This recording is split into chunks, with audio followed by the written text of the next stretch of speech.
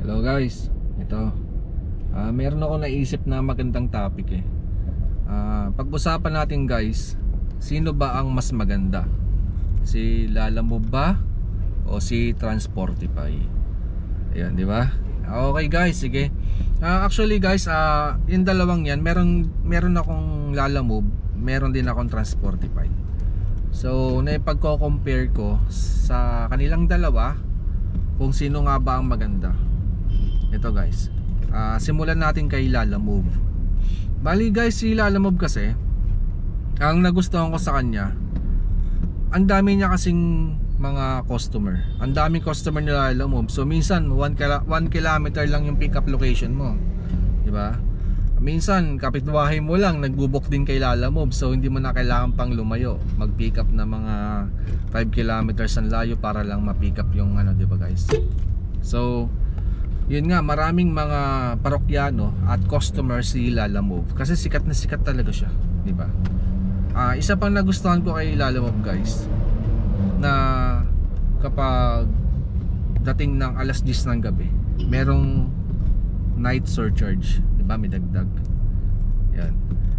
Yun, isa pa yon. At ang nagustuhan ko rin kay Lalamove guys, madali lang din mag-cancel. Di ba? Pwede mo i-cancel kagad ora mismo eh. 'Yun. 'Yan ang mga nagustuhan ko kay Lalamove. Saka guys, totoo lang din guys, isa sa mga natutuwa ko kay Lalamove guys, yung double hanggang triple booking. 'Di ba? Sabi nila pwede pa nga daw hanggang 4 eh. Basta kaya ng sasakyan mo. Hindi ko pa nasubukan yung guys kasi hanggang triple booking lang ako. Yung tatlong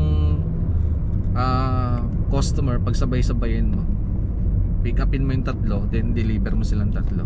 Hanggang 3 booking lang ako. Pero may nagsasabi na kaya daw hanggang 4. Yan daw. So di naman siguro magsisinungaling yung taong nagsabi sa akin na kaya naman daw hanggang 4. Di ko pa kasi natatry guys. Yan. At ito naman guys, so punta naman tayo kay Transportify. Ano ba nagustuhan ko kay Transportify? Actually guys, mas nalilinisan ako sa pangarga kay Transportify.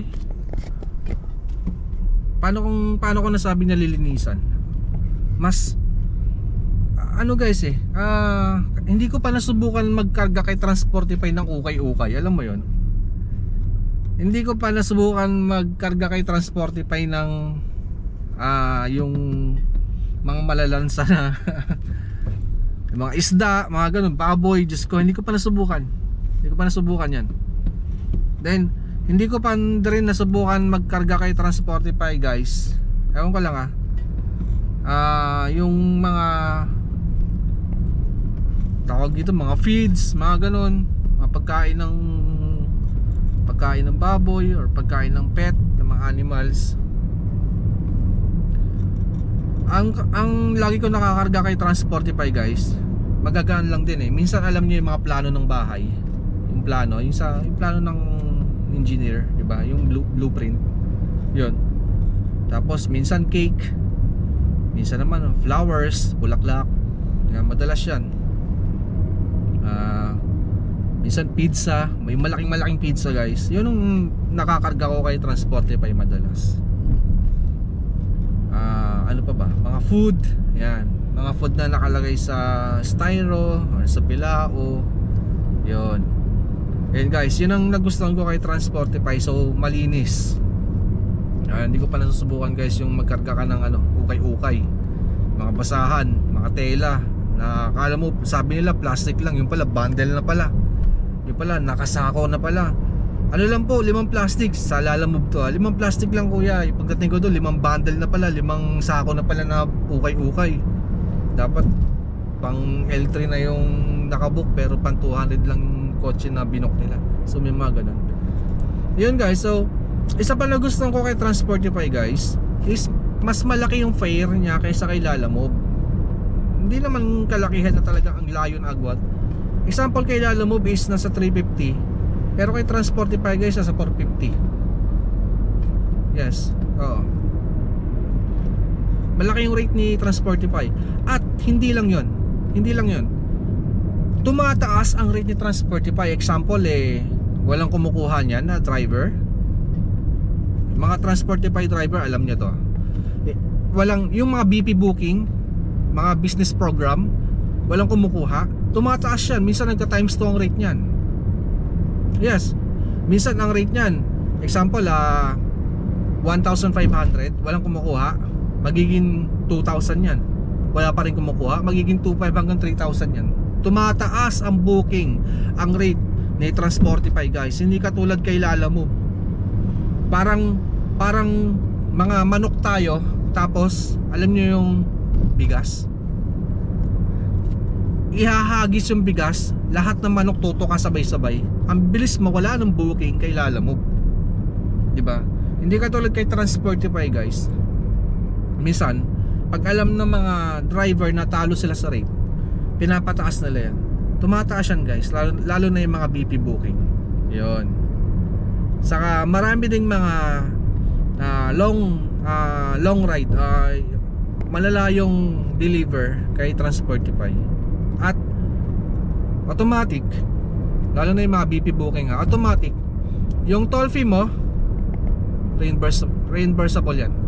Yung parking mo reimbursable yan. Kahit yung mga passway, guys, reimbursable yan kay Transportify sa mga BP booking. Yun. Saka isa pa, guys, ang mga kadalasang client ni Transportify, yung mga nananangkilik kay Transportify, guys, ay mga business owner. Mga business owner, guys. Minsan mga warehouses, mga ganun. Hindi katulad kay Lalamove, guys. Mga tao ang tumatangkilik kay Lalamove. Ang medyo ayaw ko naman kay Transportify, guys, is ang layo nung pick up location. Example, merong kang booking na in-accept, tapos yung booking na in-accept mo, guys, nasa 8 km from your location ang layo. 8 kilometro ang layo mo sa pupuntahan mo sa pagpipick upan mo. Minsan hindi lang 8. Minsan lumalagpas pa ron. Bakit mo pipick upin? Ang layo pala. Syempre tanong natin yung sa utak natin, ba't mo pipick upin ang layo? Minsan kasi masisilaw ka sa laki ng fare, di ba? Yung laki, 1.5. Oh. So ang choice mo na lang is puntahan mo na lang yung pick upin mo na lang kahit malayo, di ba? Ganun minsan. Pero kung ang fare lang din yan is 250, tapos ang layo 8 km, hindi mo pipick upin yan. Hindi mo pupuntahan yan, di ba? Pero since na kasi sa Transportify, minsan malalaki yung mga fare niyan, kahit umabot pa ng 15 yan. Example, may Baguio pa nga may Baguio pa sa Transportify, guys, na pick up Metro Manila, deliver Baguio. Meron ding sa Transportify na pick up Metro Manila, tapos ang deliver Cagayan. Meron yan, may mga lumalabas na yan, guys. Marami yan. Yan. So yun nga, ang conclusion ko dyan, si Lalamove pangmasa, si Transportify kasi ang mga parokyano niyan, talaga mga nagpapabook dyan, mga nagbubook dyan, guys, is mga business owner. Yan. So yun ang pinagkaiba nila. Si Lalamove, mga pick up location niya minsan 1 km, kapitbahay mo lang. Since mababa yung fare, pero kapitbahay mo lang naman yung pick up location niyan. Sa naman, Transportify, 8 to 10, minsan lagpas pa, 8 to 10 km ang pick up location. Ganun kalayo. Tapos pagdating ng gabi, meron din naman mga business owner, mga call center, hindi ko nababanggitin yung pangalan, mga call center malimit na mag-book sa gabi. Mga nagpapadala sila, mga laptop, mga work from home equipment, yun ang pinapadala nila. Tapos multiple drop off, so, at medyo malaki-laki din yung bayad. Yan. Ayun, guys. So kung ako rin tatanungin mo, ano ang mas maganda, Transportify o Lalamove? Mas marami ako nakukuha ang booking sa Lalamove. Mababa nga lang. At nakakapag double, triple booking ako, diba? Pero sa Transportify, kaunti lang ang nakukuha ang booking, pero malaki ang fare. Pero hindi ka pwede mag double or triple booking doon. Maliban lang kung Saver, ha? May Saver kasi doon Pero kadalasan naman kasi regular. So hindi ka rin makakapag double and triple booking doon. Once na ginawa mo yan, may ganito guys nag-book sa Transportify, na-accept mo. Tapos meron ka ring book na na-accept sa Lalamove. Matitrace din ng Transportify yon. Kasi yung dapat na supposed to be na dadaanan mo sa mapa is bantay sarado ka ng Transportify, dapat doon ka lang din dadaan. Yun. So yun nga guys, so bali natitrace din ng Transportify yan, nalalaman din nila. So yun, mawawarningan ka, tatawagan ka lang din ng agent, tas may warning ka na. So hindi talaga pwede mag double book kay Transportify guys. Ayun. So hopefully sana nakakatulong itong ating usapan, kung sino nga ba ang mas maganda, kay Lalamove ba o kay Transportify. Para sa akin silang dalawa, walang pangit sa kanilang dalawa, walang basta panalo pa rin silang dalawa guys. Okay?